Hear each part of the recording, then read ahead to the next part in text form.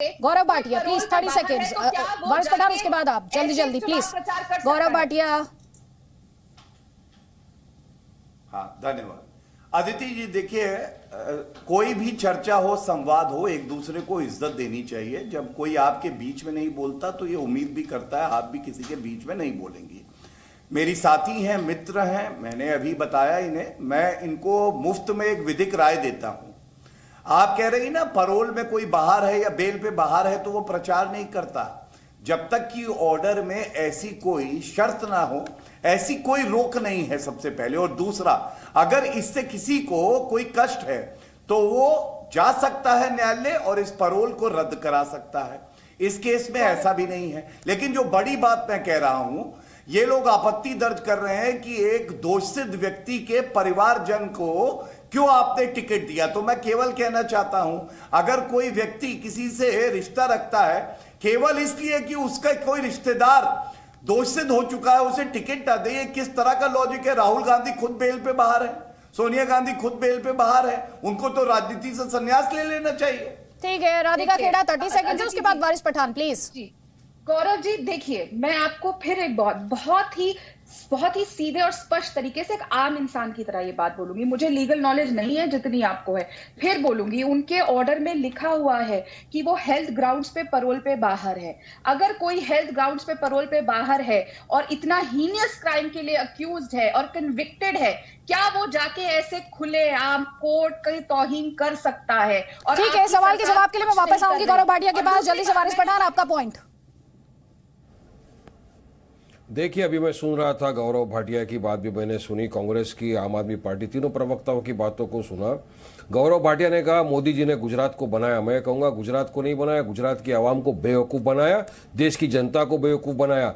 इन्होंने बात की गुजरात के मॉडल की, तो मैं बताऊंगा गुजरात मॉडल क्या है। मोरबी कहां पर है? मोरबी जो पुल था आदित्य जी, वो गिरा, उसके अंदर 140 लोगों की जानें चले गई, जिसमें 2 साल का बच्चा तक का जिंदा नहीं बचा, वो मर गया। किसकी जवाबदारी बनती है? इन्होंने अब तक तो कॉन्ट्रैक्टर को वहां के अरेस्ट नहीं किया, टिकट कलेक्टर को अरेस्ट किया। और जिसकी रिस्पॉन्सिबिलिटी होती है, जिसपे अकाउंटेबिलिटी फिक्स होती है, जो वहां का चीफ मिनिस्टर था, उसको तो आपने रिवॉर्ड दे दिया पुल गिराने के ऊपर। उसको तो अमित शाह ने डिक्लेयर कर दिया चीफ मिनिस्टर का कैंडिडेट अभी के चुनाव के अंदर। तो क्या जनता को इस चीज का ध्यान नहीं है? जनता पूरी तरह से इस बात का ध्यान रखी है। बात नंबर 2, अभी आप बता रहे थे, उनको कायदा सिखा रहे थे कि नहीं, वहां पे कंडीशन नहीं है। सुनिए मेरी बात, जब जिस केस के अंदर जो इंसान को जमानत हुई है या वो पेरोल पे बाहर आई हुई है मेडिकल ग्राउंड्स पे, तो उनको एहतियात रखना चाहिए कि not to commit the same offence while on bail. अगर वो उसी तरह का वापस से बयानबाजी करके कोई भड़काऊ चीज कर रहे हैं तो इलीगल पर से हो जाता है, वो उनको अलाउड नहीं है। अब दूसरी तरफ मैं देखूंगा कांग्रेस वाले हमारे पर इल्जाम लगाते जा रहे हैं। उस पॉइंट पर बाद में लौटेंगे, पहले जवाब लीजिए गौरव भाटिया से। गौरव भाटिया। हाँ, देखिए, ऐसा है कि जनता आशीर्वाद देती है, भाजपा सरकार बनाती है 27 साल।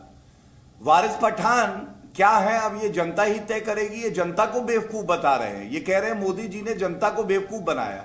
अरे जनता बहुत समझदार है, बेवकूफ तो वो है जो जनता को बेवकूफ बुलाता है। और इनको दर्द क्या है मैं बताऊं। जब असदुद्दीन ओवैसी गुजरात जाते हैं तो वहां जनता दिल से मोदी मोदी के नारे लगाती है। इनके लिए तो कोई नारे लगाता नहीं है, तो इसलिए इन्हें दर्द होता है।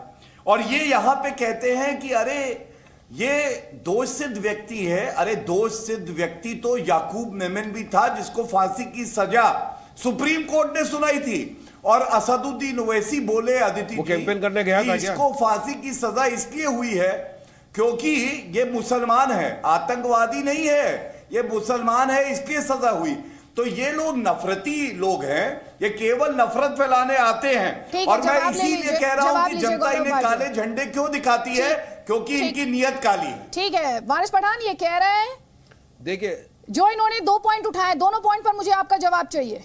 इन्होंने खूब क्लेरिफिकेशन दे दिया कि हम याकूब मेमन के लिए ये कि वो कि तो गलत सरासर झूठ है। आपके जो मेंबर ऑफ पार्लियामेंट थे राम जेठमलानी साहब, उस वक्त वो सिग्नेटरी थे एक लेटर को जो प्रेसिडेंट को दिया था। मगर मैं ये भी बताऊं, क्या वो किसी के लिए कैंपेनिंग करने गए थे? आप तो वोट मांग रहे हो वहां पर, अपनी बेटी के लिए वोट मांग रहे हो, जो जगह से खड़ी है ये बोल बोलकर आप वोट मांग रहे हो। देखा 97 लोगों का नरसंहार कर दिया। उसके बाद दूसरा इनका एक कैंडिडेट देख लीजिए। जो विवेचना करता है, जो आईओ होता है, जो पुलिस होती है, वो तय करती है किसको अरेस्ट किया जाएगा, किसको नहीं। 9 लोग अरेस्ट हुए, ये सच्चाई है। लेकिन याकूब मेमन मुसलमान है, इसलिए उसे फांसी की सजा हुई, इस पे आप कुछ नहीं बोलेंगे। पार्टी के नाम में मुस्लिमीन रखा है, बाकी धर्मों का आप अपमान करते हो, उस पर कुछ नहीं बोलेंगे। आपके वरिष्ठ एक लीडर हैं अकबरुद्दीन ओवैसी, वो कहते हैं 15 मिनट के लिए पुलिस हटा दो, हिंदुओं को मजा चखा देंगे। और सुनिए, वारिस पठान जो प्रचार कर रहा है, बीच में मत बोलिए। आदित्य जी चुप कराइए इनको पहले प्लीज। ये जो खुद बैठे वारिस पठान, इनका एक बयान है, हम 15 करोड़ हैं, 15 करोड़ 100 करोड़ पे भारी हैं। अरे नफरती चिंटू हैं ये लोग, केवल नफरत फैलाते हो। गुजरात की जनता विकास देख चुकी है, उसको इस नफरत वालों को सबक सिखाना आता है। ऐसा सबक सिखाएगी, उल्टे पांव भाग के जाओगे, देख लेना। ठीक है, लेकिन गौरव भाटिया फिर सवाल ये उठेगा कि बाबर की एंट्री की क्या जरूरत थी।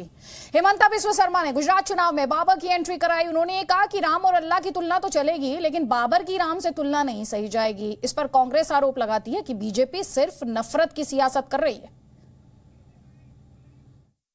हमारा भारत है, श्री राम हमारा भगवान है। अगर श्री राम का जन्मभूमि कहाँ है? अयोध्या में है। जन्मभूमि कैसा है? अरे वहां में तो मस्जिद भी है, मंदिर भी है। अरे भाई, बाबरी मस्जिद, राम जन्मभूमि। राम और बाबर का क्या कंपेयर हो सकता है? कहाँ राम है, कहाँ बाबर है? कल अगर कोई बोल देता है कि औरंगजेब शिव मंदिर, अरे ऐसा कैसे हो सकता है? बाबरी मस्जिद बाबरी मस्जिद राम जन्मभूमि। अरे राम कैसे जन्म हुआ? अब बाबर कहां से आ गया? राम और बाबर का कंपैरिजन कहां से हो गया? लेकिन वही लेके कांग्रेस लोग चलते रहा, स्वाधीनता हुआ, अपना सरकार बना, लेकिन वो कैरेक्टर चेंज नहीं हुआ। राम जन्मभूमि, बाबरी मस्जिद।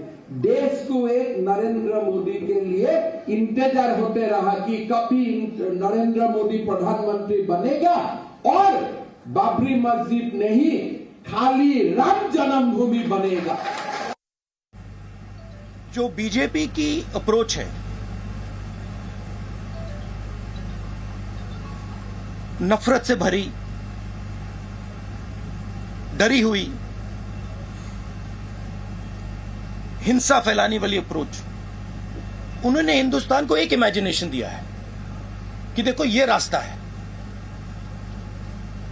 देश में नफरत फैलाओ, लोगों को डराओ, गरीबों को कुचलो। उन्होंने ये रास्ता दिया है।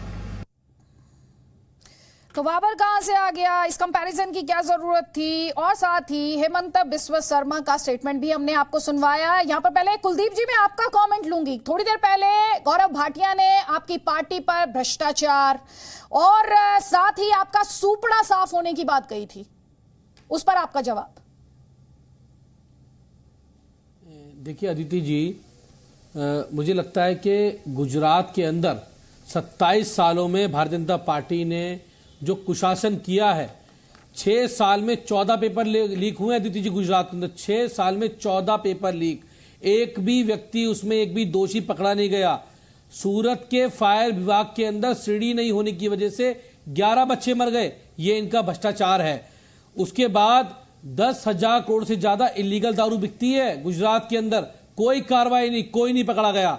उसके बाद अदिति जी ये शिक्षा की बात करते हैं, देश के टॉप 10 स्कूलों में 4 स्कूल दिल्ली के थे, 1 स्कूल गुजरात का हो तो गौरव भाटिया मुझे बता दें। मैंने पहले पूछा था, फिर पूछा था। और 27 साल के शासनकाल के बाद प्रधानमंत्री जी को एक टेम्परेरी टेंट के स्कूल में जाना पड़ता है।